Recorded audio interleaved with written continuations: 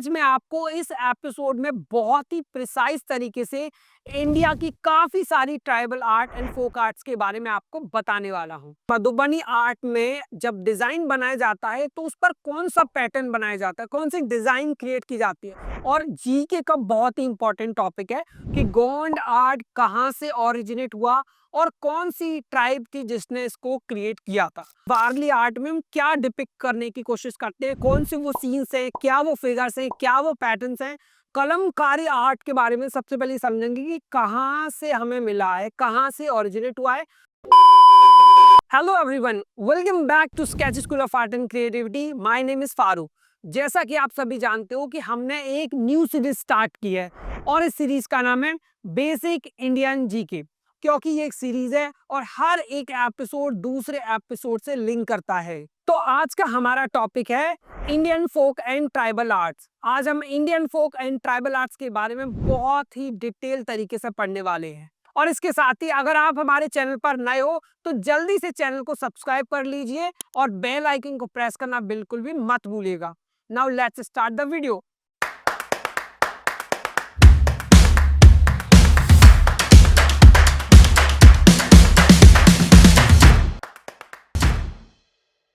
Indian folk and tribal art एक बहुत ही vast topic है। इस टॉपिक पर जितनी बात की जाए उतनी कम है, लेकिन आज मैं आपको इस एपिसोड में बहुत ही प्रिसाइज तरीके से इंडिया की काफी सारी tribal art and folk arts के बारे में आपको बताने वाला हूँ।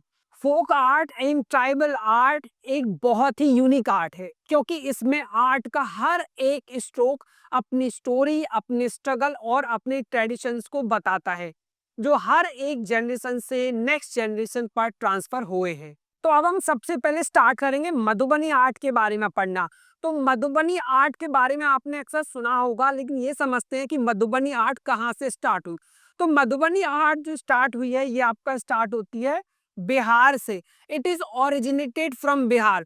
और बिहार की जो औरतें होती हैं, बिहार में जो विमेन हैं, वो इस आर्ट को क्रिएट करती हैं। अब ये आर्ट जनरली आपने देखा होगा, अगर बिहार अगर आप कभी गए होंगे तो जनरली ये मड वॉल्स पर आपको देखने को मिलेगा, और मड वॉल्स के साथ साथ ये आपको फ्लोर्स पर भी देखने को मिलता है। अब इसमें जो वुमेन है वो आर्टिस्ट का काम करती हैं, और जब वो इसको डिजाइन करते हैं तो इसके लिए वो नेचुरल डाइज का यूज करते हैं। मधुबनी आर्ट को बनाने के लिए किस तरह के कलर्स का यूज किया था, तो इसके लिए नेचुरल डाइज का यूज किया जाता है। और इसको बनाने के लिए जो टूल्स यूज किए जाते हैं वो बहुत ही सिंपल होते हैं, जैसे आपका ट्विक्स, मैच स्टिक्स और फिंगर्स। अब हम समझेंगे कि मधुबनी आर्ट में जब डिजाइन बनाया जाता है तो उस पर कौन सा पैटर्न बनाया जाता है, कौन सी डिजाइन क्रिएट की जाती है। तो अगर आप कभी उसको ऑब्जर्व करोगे तो आप देखोगे कि या तो आपको डेटीज जैसे कि आपके शिवाएं हैं या गॉडेस दुर्गाएं, उनके फिगर्स आपको देखने को मिल सकते हैं, या फिर इसके साथ में आपको नेचर के जो डिफरेंट डिफरेंट पैटर्न्स हैं वो आपको देखने को मिल जाएंगे, या फिर किसी वेडिंग का कोई सीन है जो उनके ट्रेडिशन से रिलेटेड है, जो उनके कल्चर से रिलेटेड है, वो आपको देखने को मधुबनी पेंटिंग्स में मिल सकता है। अगर हम मधुबनी आर्ट के एक यूनिक फीचर की बात करें तो ये आर्ट बिहार की महिलाओं के द्वारा बनाई जाती है, और बिहार की जो विमेन हैं वो जनरली अपनी बेटियों को इस आर्ट को ट्रांसफर करती हैं, और एक जनरेशन से दूसरी जनरेशन पर ये ट्रांसफर होती है। चलिए अब हम मधुबनी आर्ट के इस पीस को देख लेते हैं। तो अगर आप इस मधुबनी आर्ट पीस को देखते हो तो आप देखोगे कि इसमें कोई वेडिंग सीन है, और इस वेडिंग सीन को डिपिक्ट करने के लिए मधुबनी आर्ट को यूज किया गया। राइट, मधुबनी आर्ट के थ्रू इस वेडिंग सीन को क्रिएट किया जा रहा है, यहाँ पर दिखाया जा रहा है। आप देख सकते हो विमेन को बनाया गया है। तो बेसिकली इसके अलावा और भी सीन्स हो सकते हैं, तो उनके ट्रेडिशन से रिलेटेड सीन्स हो सकते हैं, या उनकी वेडिंग से रिलेटेड सीन हो सकते हैं, या फिर लॉर्ड शिवा से रिलेटेड कोई भी फिगर हो सकता है। अब बात करते हैं गोंड आर्ट के बारे में। तो गोंड आर्ट के बारे में आपने ऑलरेडी काफी बार सुना होगा, एग्जाम में भी काफी बार क्वेश्चन आ चुके हैं गोंड आर्ट से। तो गोंड आर्ट को हम 3 पॉइंट्स में बहुत ही क्लियरली और प्रिसाइजली समझेंगे। द फर्स्ट पॉइंट इज, जो सबके मन में क्वेश्चन आता है बेसिकली, कि गोंड आर्ट कहाँ से ओरिजिनेट हुआ और कौन सी ट्राइब थी जिसने इसको क्रिएट किया था। So the answer for this question is, Gond art Madhya Pradesh में ओरिजिनेट हुआ था, और एक ट्राइब जिसका नाम था गोंड ट्राइब, तो उस ट्राइब ने इसको बनाया। इसीलिए इसको बोला जाता है Gond art and the tribe was Gond tribe.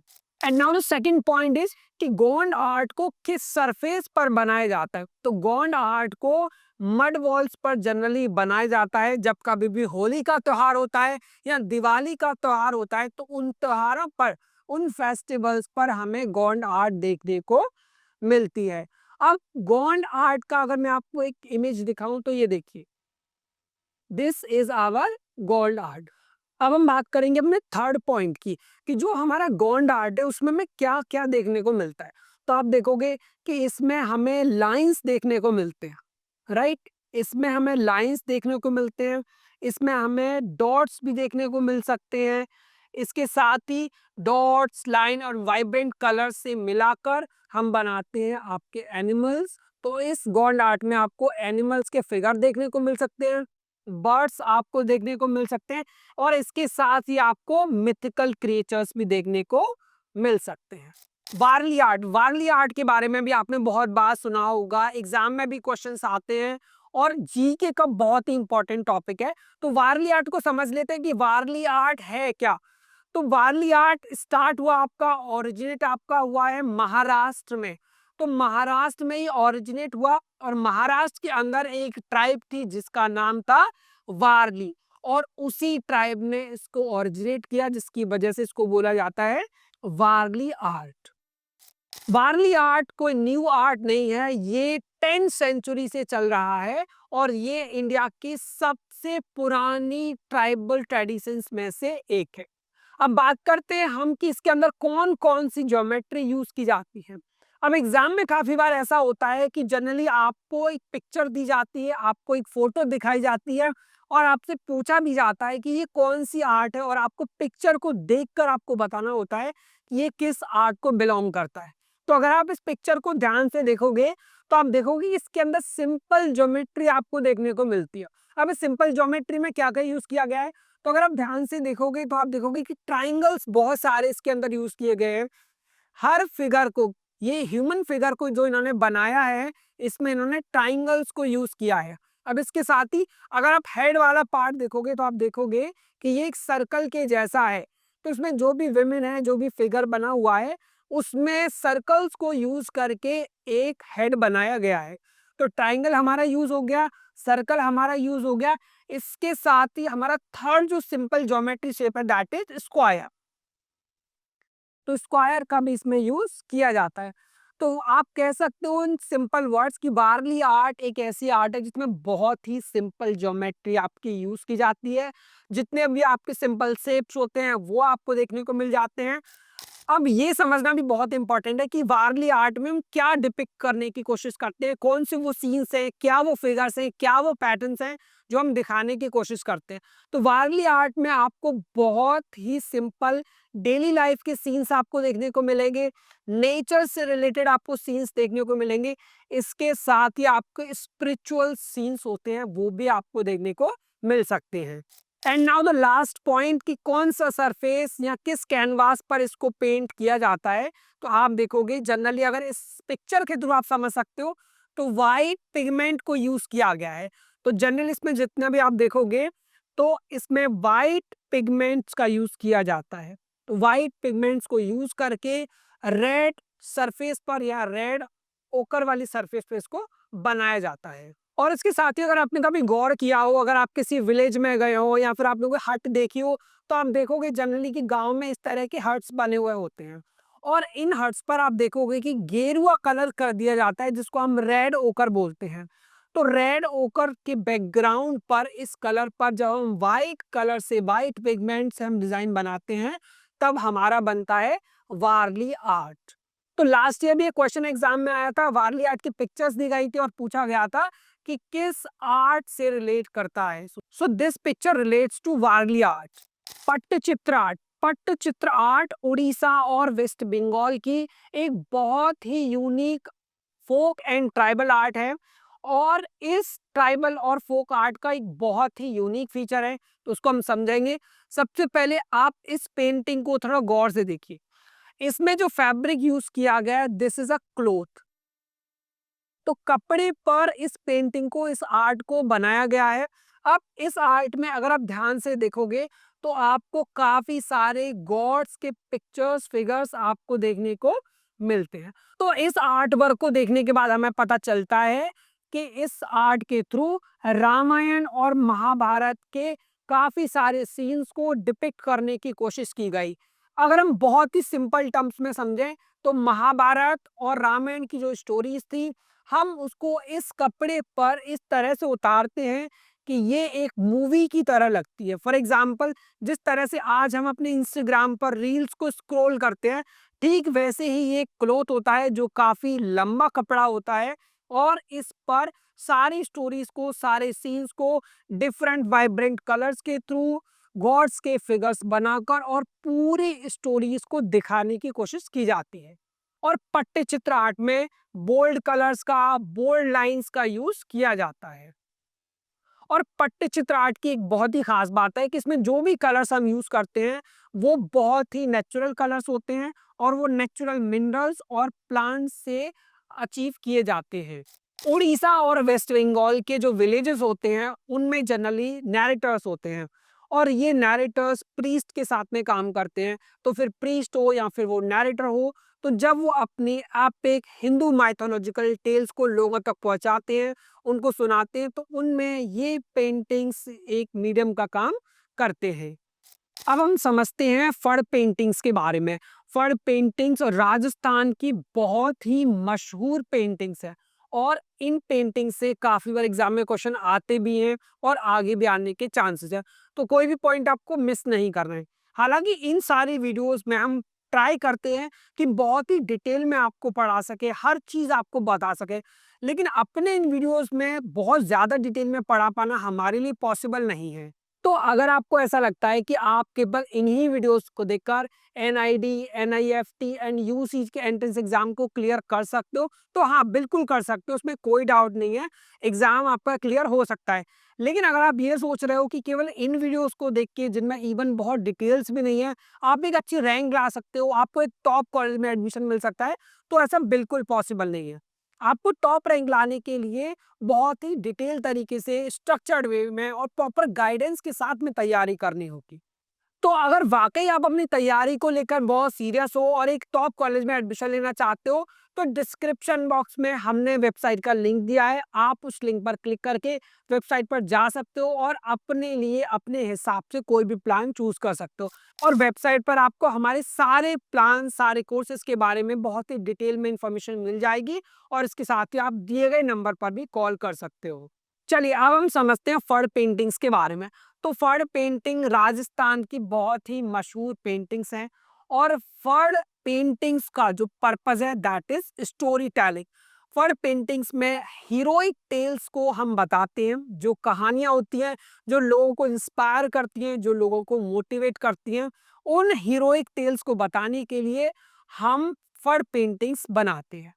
फड़ पेंटिंग्स में आप देख सकते हो कि काफी सारे मशहूर डेटीज जैसे कि स्पेशली पाबू जी और देव नारायण के सीन्स आपको देखने को मिलते हैं।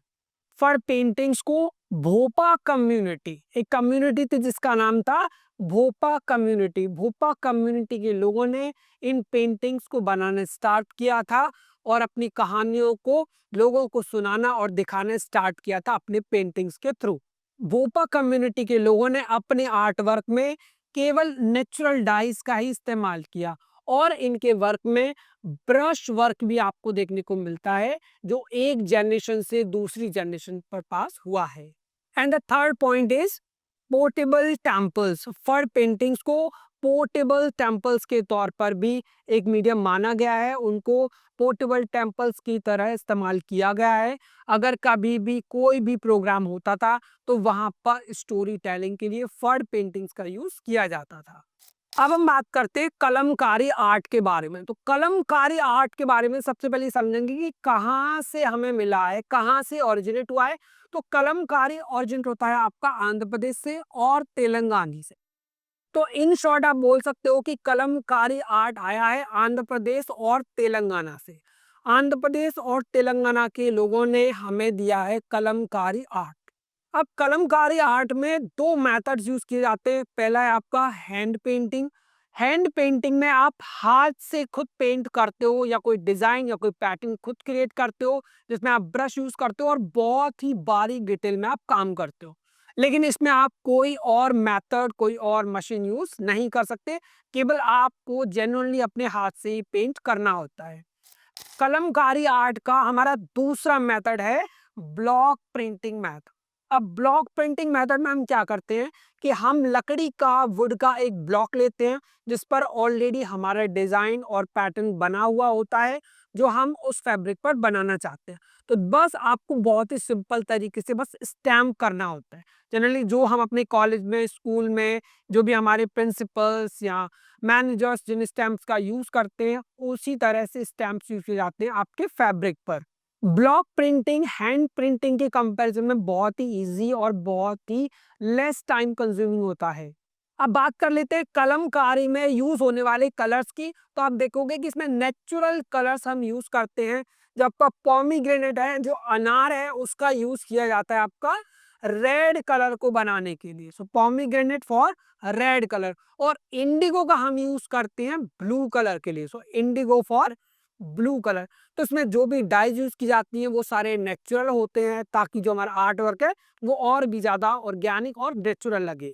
तो अब हम समझ लेते हैं कि कलमकारी आर्ट हमें कहाँ पर देखने को मिलता है। तो मंदिर के जो भी हैंगिंग्स होते हैं या फिर कोई भी बहुत ही इंपॉर्टेंट रॉयल गारमेंट्स होते हैं, तो उनको डेकोरेट करने के लिए, उन पर डिजाइन बनाने के लिए हम यूज करते हैं कलमकारी आर्ट। कलमकारी आर्ट के थ्रू हम फैब्रिक पर अपने माइथोलॉजिकल सीन और स्टोरीज को डिपिक्ट करते हैं। अब हम समझ लेते हैं सोरई एंड कोवर पेंटिंग्स के बारे में। तो सोरई जो पेंटिंग्स है, ये बेसिकली वॉल पेंटिंग्स है, दीवार पर इनको बनाया जाता है। और इनका जो रिलेशन है वो है हार्वेस्ट फेस्टिवल से। हार्वेस्ट फेस्टिवल का मतलब है जब कभी भी फसल की कटाई होती है, तो जब अच्छी फसल मिलती है, तो जो उस कम्युनिटी के लोग होते हैं वो प्रकृति का धन्यवाद देते हैं, शुक्रगुजार होते हैं, ग्रैटिट्यूड को शो करते हैं कि जो हमें उस नेचर ने इतनी सारी फसल दी। तो उस हार्वेस्ट फेस्टिवल को सेलिब्रेट करने के लिए बनाई जाती है Sohrai paintings. And the second is Khovar. Khovar आपके वेडिंग म्यूरल्स होते हैं और इनको हम तब बनाते हैं जब कोई वेडिंग होती है या जो कपल है जिनकी शादी हो रही है, जब वो अपने लिए ब्लेसिंग सीख करते हैं, जब उनको ब्लेसिंग चाहिए होती है तब वो इनको बनाते हैं। जनरली ये जो आर्ट होती है इनको विमेंस के द्वारा ही बनाया जाता है, इनको मेल्स नहीं बनाते हैं। इनको जो विमेन होती हैं ट्रेडिशनली वही इनको कंप्लीट करती हैं। और इनके लिए यूज किए जाते हैं नेचुरल कलर्स, यानी कि आपका नेचुरल पिगमेंट्स। और बेस जो इसमें रहता है दैट इज काव डंग बेस। तो बेस आपका काव डंग रहेगा। तो अगर आप इस ऊपर वाले आर्ट पीस को देखेंगे, this is your Sohrai painting, wall painting. अगर आप सेकंड देखें, so this is your wall mural and that is called Khovar mural. Phad and Pithora art. Phad and Pithora art में सबसे पहले हम पड़ की बात करते हैं। तो पड़ पेंटिंग्स क्या है? तो पड़ पेंटिंग्स को बनाया है गुजरात की भिल ट्राइब ने। और ये जो पड़ पेंटिंग्स होती हैं जनरली ये रिलीजियस बिलीफ से रिलेटेड होती हैं। जो उनकी कम्युनिटी थी, उस टाइम की जो कम्युनिटी थी, उनके क्या रिलीजियस बिलीफ्स थे, क्या रिचुअल्स थे, उनसे रिलेटेड ये पेंटिंग्स होती थी। अब हम बात करेंगे पिथौरा पेंटिंग्स के बारे में। तो पिथौरा पेंटिंग्स जो आपकी होती हैं, इनको बनाया राठवा एंड भिलाला ट्राइब्स ने। राठवा एंड भिलाला ट्राइब जब कोई भी फंक्शन करते थे, कोई भी इनके विलेजेस में कोई भी अगर फंक्शन होता था, कोई भी सेरेमनी होती थी, तब ये बनाते थे आपका पिथौरा पेंटिंग्स। तो अगर आप कोई भी पिथौरा पेंटिंग देखते हो तो जनरली आपको उसमें हॉर्स या फिर गॉड या फिर गॉडेसेस की पेंटिंग्स देखने को मिलते थे। तो अगर हम इस पेंटिंग को देखें तो हम देख सकते हैं काफी सारे हॉर्सेस हैं। तो it means that it is a Pithora painting. तो अगर हम सिंपल सी बात करें तो इन पेंटिंग्स को बनाने का एक रीजन था हैप्पीनेस या फिर कोई सेलिब्रेशन। अगर हम बात करें पड़ पेंटिंग्स के बारे में, तो जो ये रिचुअलिस्टिक वॉल आर्ट होती थी, उनके जो रिचुअल्स होते थे उनको सेलिब्रेट करने के लिए पेंटिंग्स बनाई जाती थी। वहीं अगर हम पिथौरा पेंटिंग्स की बात करें तो कोई भी वेडिंग हो या फिर कोई भी हार्वेस्ट फेस्टिवल हो, उसको सेलिब्रेट करने के लिए बनाए जाते थे। अब हम बात करेंगे अपने लास्ट आर्ट की, जिसका नाम है केरला म्यूरल। तो केरला म्यूरल है क्या? केरला म्यूरल्स आपको देखने को मिलते हैं केरला के टेम्पल्स में। अगर आप केरला के टेम्पल्स जाते हो तो वहाँ आपको केरला के मंदिरों में उनकी दीवारों पर आपको केरला म्यूरल्स देखने को मिलते हैं। ये दीवार पर बनी बहुत ही सुंदर पेंटिंग्स होती हैं और इसमें हिंदू गॉड्स एंड गॉडेसेस के सीन्स को, उनके फिगर्स को, पिक्चर्स को डिपिक्ट किया जाता है। और लगभग 1000 साल से भी पुराने ये म्यूरल्स हैं। अगर आप केरला म्यूरल्स को देखोगे तो आप देख सकते हो कि इसमें ग्रीन कलर को यूज किया गया है एंड आपका रेड कलर आपका यूज किया गया है। तो काफी सारे रिच कलर्स इसमें यूज किए जाते थे, जिनमें red, greens and yellow colour बहुत ही ज्यादा यूज किए जाते थे और बहुत ही फेमस कलर होते थे, जो पिक्चर्स को, म्यूरल्स को, पेंटिंग्स को बहुत ही विविड लुक देते थे। और इसके साथ ही हम कह सकते हैं कि it is a blend of Dravidian temple art and the local folk traditions. So that's it for today's episode. I hope कि आप सबको आज का ये एपिसोड बहुत ही ज्यादा पसंद आया होगा। आज हमने famous Indian tribal arts and folk arts के बारे में सीखा और कोशिश की कि ज्यादा से ज्यादा डिटेल में एग्जाम्पल के साथ में आपको समझा पाए। लेकिन केवल इतने ही ट्राइबल आर्ट और फोक आर्ट नहीं है, इसके साथ ही काफी सारे और भी tribal arts and folk art हैं जिनको हमें कवर करना चाहिए, लेकिन इन सबको यूट्यूब पर कवर कर पाना हमारे लिए इम्पॉसिबल है। तो अगर आपको ऐसा लगता है कि आप केवल इन्हीं वीडियोस को देखकर एनआईडी, एनआईएफटी और यूसीट के एंट्रेंस एग्जाम में एक टॉप रैंक ला सकते हो और आपको एक टॉप कॉलेज मिल जाएगा, तो मैं आपको बताना चाहूंगा कि आप बिल्कुल गलत सोच रहे हो। एनआईडी, एनआईएफटी एंड यूसीट के एंट्रेंस एग्जाम में आपको एक टॉप रैंक लाने के लिए स्ट्रक्चर्ड वे में और प्रॉपर गाइडेंस के साथ में तैयारी करनी होगी, जिसमें आपकी हेल्प करता है एसएसएसी यानी कि sketch school of art and creativity. Sketch school of art and creativity एक ऑनलाइन इंस्टीट्यूट है। इसका मतलब है कि आप घर बैठे इंडिया के किसी भी कॉर्नर से NID, NIFT and UCEED entrance exam की प्रिपरेशन कर सकते हो। हमारी जो टाइमिंग्स है वो जनरली 8 PM टू 10 PM है। इसका मतलब है कि आप अपनी एकेडमिक्स के साथ साथ में भी इन एंट्रेंस एग्जाम्स की तैयारी कर सकते हो बिना अपने एकेडमिक्स को हैम्पर किए हुए। तो अगर आप ये जानना चाहते हो कि हम अपनी क्लासेस में कैसा पढ़ाते हैं, क्या हमारी मेथोडोलॉजी है, तो उसके लिए आप अपने लिए फ्री डेमो क्लास बुक कर सकते हो। ये डेमो क्लासेस बिल्कुल फ्री हैं, इनका कोई भी चार्ज नहीं है। तो अगर आप अपने लिए फ्री डेमो क्लास बुक करना चाहते हो तो आप स्क्रीन पर दिए हुए नंबर पर हमें कॉल कर सकते हैं और डायरेक्टली हमसे बात कर सकते हैं। इसके साथ ही हमने डिस्क्रिप्शन बॉक्स में भी लिंक दिया हुआ है, जिसमें डिटेल्स को फिल करके आप अपने लिए फ्री डेमो क्लास बुक कर सकते हो। तो जब ये डेमो क्लासेस बिल्कुल फ्री हैं, तो फिर देर किस बात की, जल्दी से फोन उठाइए, हमें कॉल कीजिए या फिर डेमो क्लासेस के लिए फॉर्म फिल कीजिए। तो आज के एपिसोड में इतना ही, मिलते हैं नेक्स्ट एपिसोड में। तब तक के लिए बाय बाय।